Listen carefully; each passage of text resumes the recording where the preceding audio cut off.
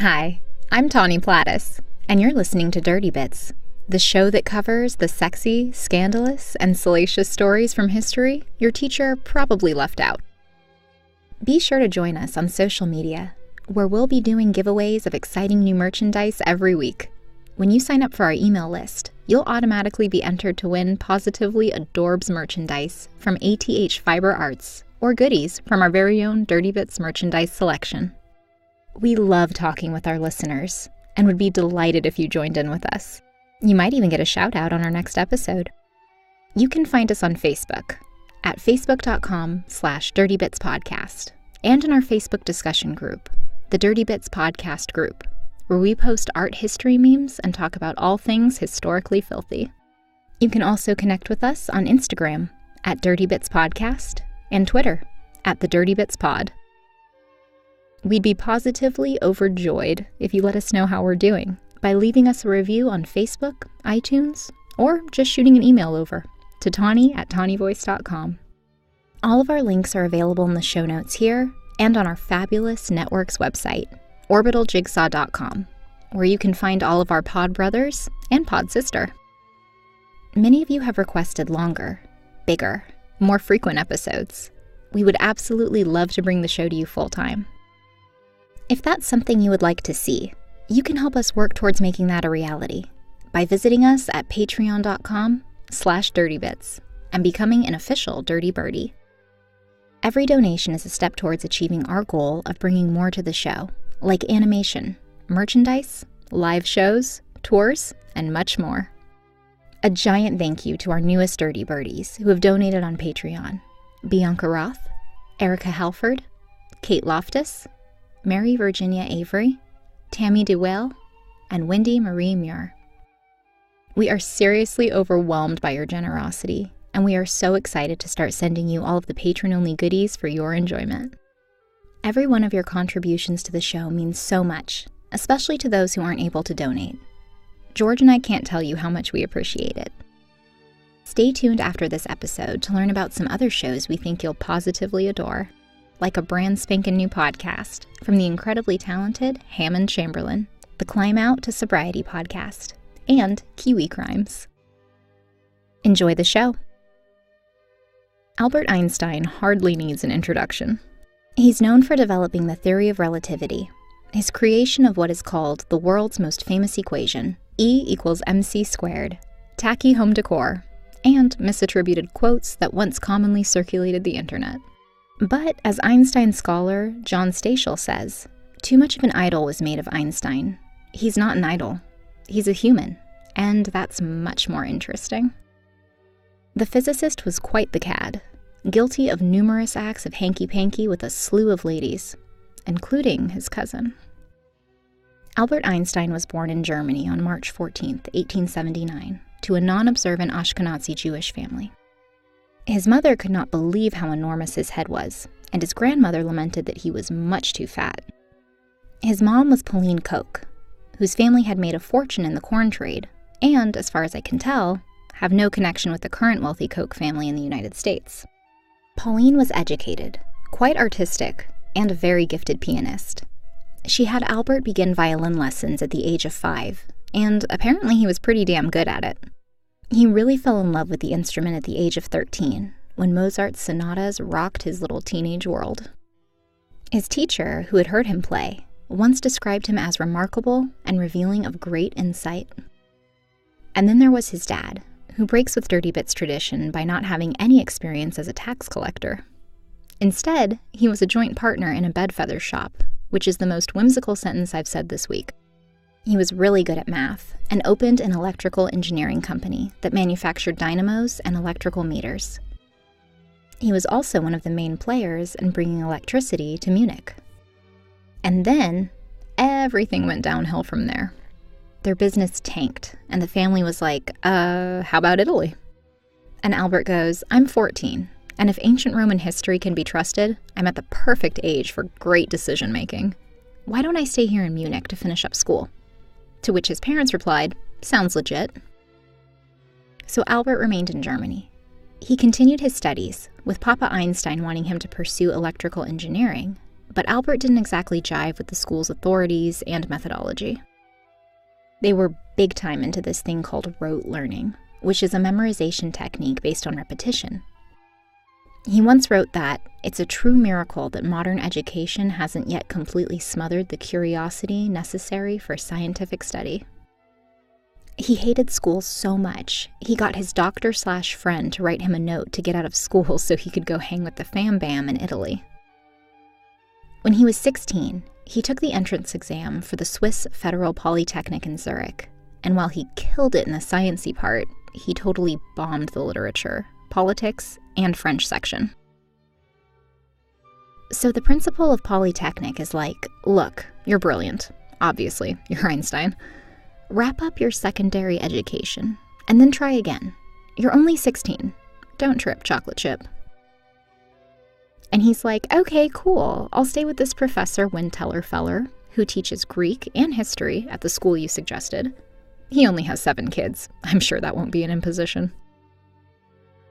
That's where he met Professor Winteller's daughter, Marie, who became his first girlfriend.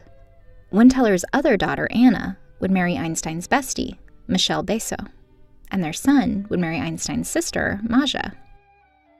By the end of 1895, just a few months after moving in with the family, Einstein fell head over heels for Marie. She was 18, he was 16. Both families were super stoked on the relationship. When Einstein went back to visit his family during spring break, he wrote Marie what is believed to be his very first love letter. The letters that Einstein wrote are fairly recent discoveries. More than 3,500 pages of letters, postcards, and other items were only released to the public in 2006. Albert had bequeathed his personal papers to the Hebrew University when he died in 1955. But his stepdaughter was like, do not make that shit public until after I've been dead for at least 20 years. So you know these are really good. He wrote, "Beloved sweetheart, many, many thanks, sweetheart, for your charming little letter, which made me endlessly happy. It was so wonderful to be able to press to one's heart such a bit of paper which 2 so dear little eyes have lovingly beheld, and on which the dainty little hands have charmingly glided back and forth. I was now made to realize, my little angel, the meaning of homesickness and pining. But love brings much happiness, much more so than pining bring pain. My mother has also taken you to her heart, even though she does not know you. I only let her read 2 of your charming little letters. And she always laughs at me because I am no longer attracted to the girls who were supposed to have enchanted me so much in the past. You mean more to my soul than the whole world did before." And there's this little adorable PS at the bottom from Mama Einstein that says, "Without having read this letter, I send you cordial greetings."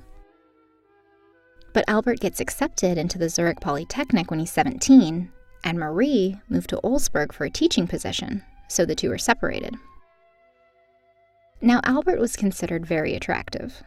He was dark, handsome, and a rebel with plenty of causes. The ladies loved him, and he loved the ladies. So while he's at school, absence made his little heart wander, and he notices Mileva Maric. And Mileva was a badass.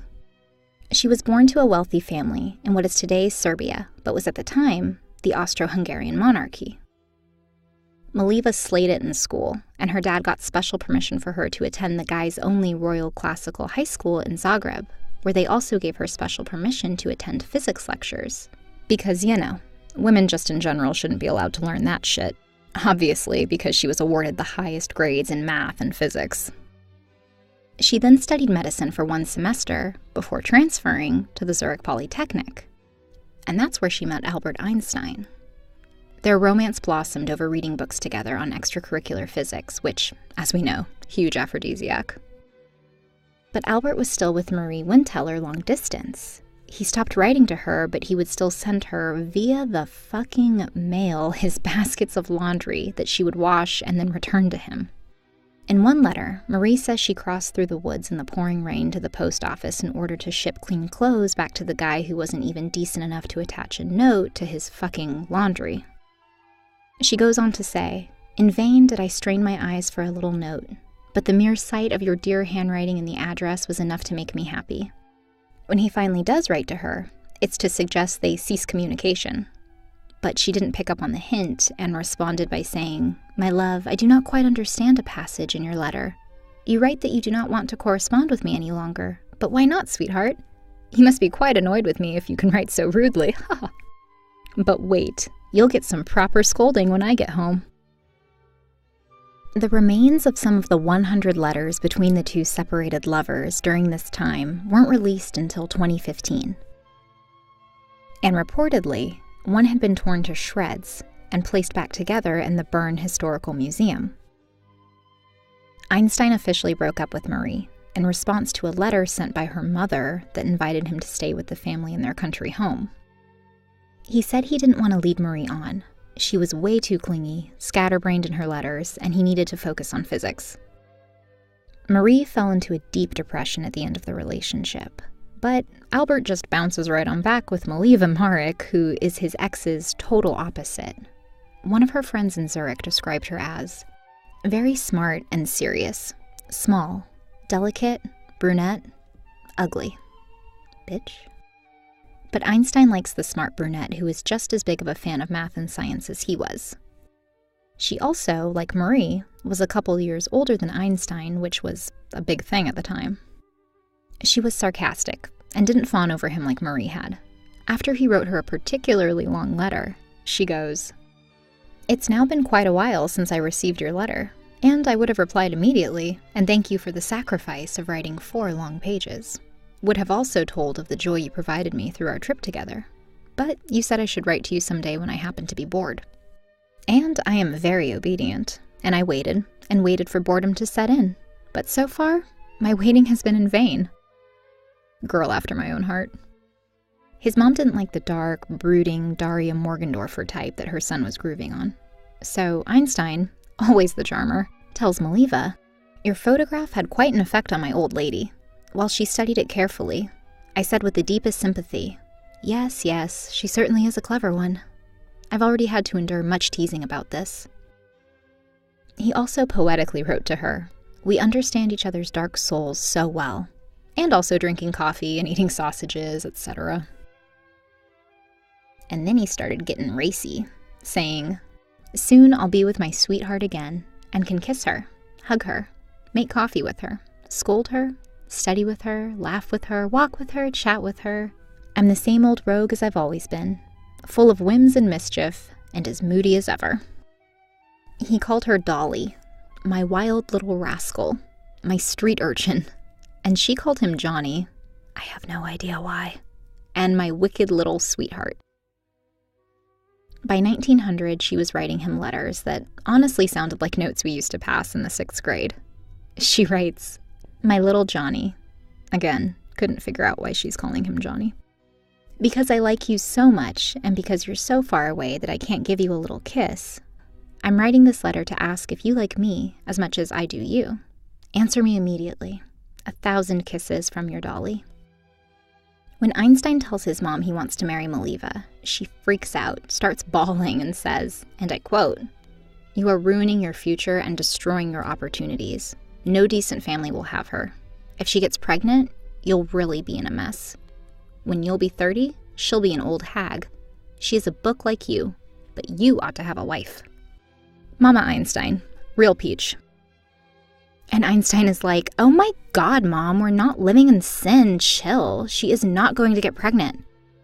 So he and Maliva take a vacation to Lake Como in May of 1901, and she gets pregnant. The two seem to be just over the moon about the pregnancy, judging by the letters they exchanged while she was studying in Serbia with her parents.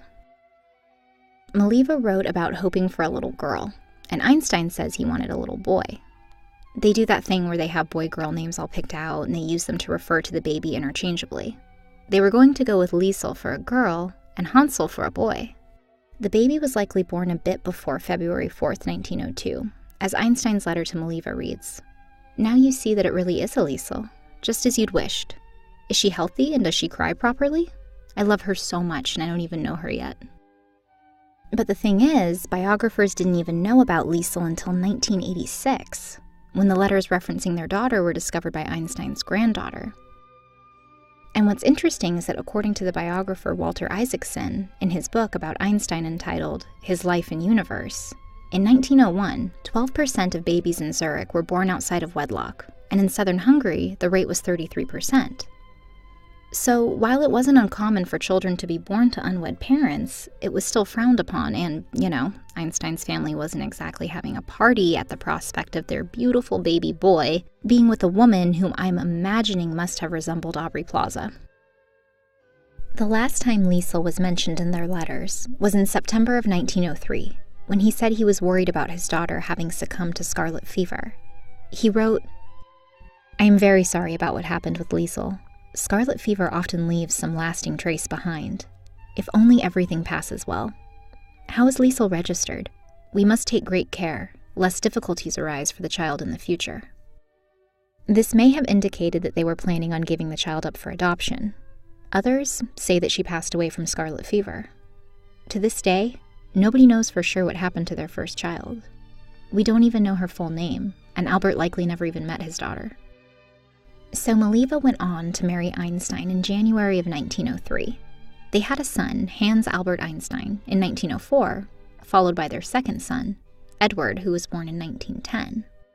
Between 1904 and 1912, Albert got his PhD, had his miracle year where he published 4 groundbreaking papers by the age of 26, and everyone in the academic world was just absolutely losing their shit over the genius. He was also writing letters to his first love, Marie Winteller, about his marriage, and he let her know he was still really into her. In 1910, while his wife was pregnant with their second child, he wrote to her saying, "I think of you in heartfelt love every spare minute, and am so unhappy as only a man can be." And he talked about having a misguided love and a missed life in regards to his love for Marie. And then in 1912, during that sexy holiday Easter, he starts hooking up with his cousin Elsa while he's still very much married to Maliva. Just to be super clear, Elsa and Albert's mothers were sisters, and their fathers were cousins. So while it's not quite as incesty as say the Lannisters, it's still not great. Einstein and Maliva's relationship was deteriorating rapidly. He even wrote this super creepy, harsh list of conditions that his wife had to obey if she wanted to stay with him. It has this big title that says, "Conditions," where he spells out his demands, and it reads, "You will make sure that my clothes and laundry are kept in good order, that I will receive my 3 meals regularly in my room, that my bedroom and study are kept neat, and especially that my desk is left for my use only. You will renounce all personal relations with me insofar as they are not completely necessary for social reasons.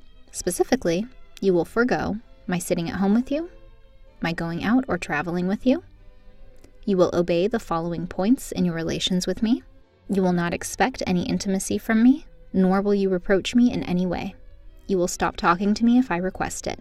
You will leave my bedroom or study immediately without protest if I request it. You will undertake not to belittle me in front of our children, either through words or behavior." She actually agrees to the demands in what may have been an attempt to keep the family together for the kids. But it doesn't last long, and by 1914, they permanently separate. Einstein made a legal agreement to send her just a little less than 50% of his salary. And interestingly, they negotiated a settlement that said Einstein would give her the money from the Nobel Prize he was anticipating winning. He'd keep the prize and the money would go in a trust for their sons. And in 1922, he makes good on his word when he wins the Nobel Prize and transfers the money to Maliva, which she used to purchase 3 houses in Zurich.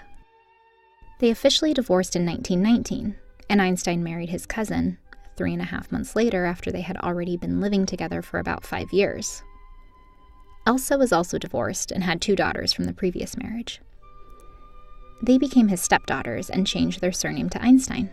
But, as I mentioned, Albert liked the ladies. A lot.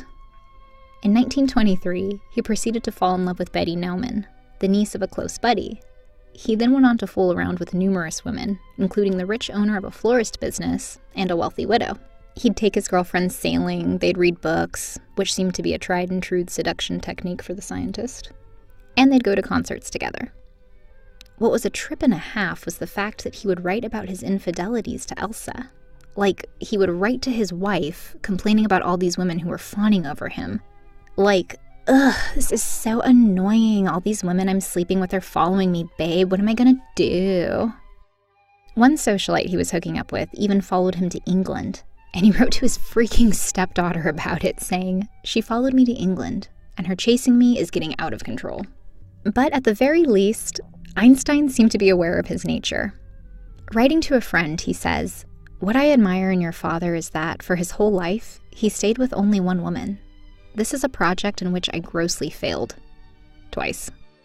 He just also seemed unapologetic about it, writing in a letter to Elsa in 1921, "Soon I'll be fed up with the relativity. Even such a thing fades away when one is too involved with it." Oof. She may have even known and condoned the extramarital affairs. She once wrote, "Such a genius should be irreproachable in every respect. But nature does not behave this way. Where she gives extravagantly, she takes away extravagantly." The couple immigrated to the US in 1933. By 1935, Elsa was diagnosed with heart and kidney problems and passed away within a year. He went on to be the key reason the US initiated the Manhattan Project. The US became the only country to develop nuclear weapons during World War II, and is still the only country to have used them in combat. As of the writing of this episode of The Dirty Bits, anyway. In 1954, a year before his death, Einstein said, "I made one great mistake in my life, when I signed the letter to President Roosevelt recommending that the atom bombs be made." In 1955, Albert suffered from a ruptured abdominal aortic aneurysm and experienced internal bleeding. Einstein wouldn't have surgery, saying, "I want to go when I want. It is tasteless to prolong life artificially. I have done my share. It is time to go. I will do it elegantly." He passed away in Princeton Hospital the next morning at the age of 76. Then, out of left fucking field, the pathologist removes his brain for preservation without the permission of the Einstein family, hoping that as science developed, they could figure out what the hell made him so smart. But they haven't been able to figure out what made him so gosh darn horny. Thanks for listening. If you have any comments or corrections for me, feel free to email us at tawny@tawnyvoice.com, or let us know on Facebook, Instagram, Twitter, or on our website, tawnyvoice.com. See you next Tuesday.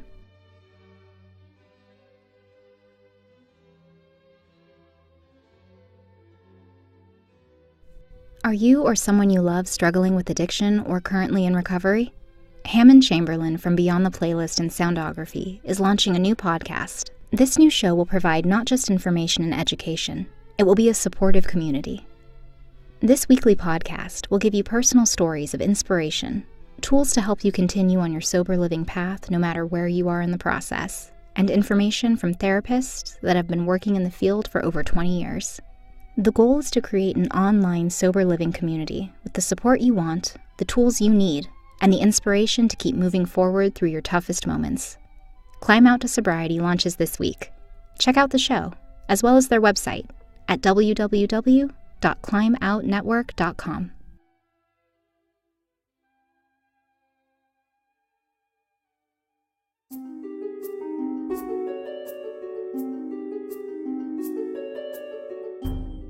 Kia ora, I'm Jess, the host of the Kiwi Crimes podcast. Each week, I'll share a missing persons or murder case from New Zealand. I discuss cases that are well known, as well as cases that you might not have heard of. Some cases will be recent and ongoing, others will be cold. A new episode or minisode releases every Wednesday. You can find Kiwi Crimes anywhere you get your podcasts. I hope you'll join me as I explore the crimes that rock New Zealand. Ka kite anō.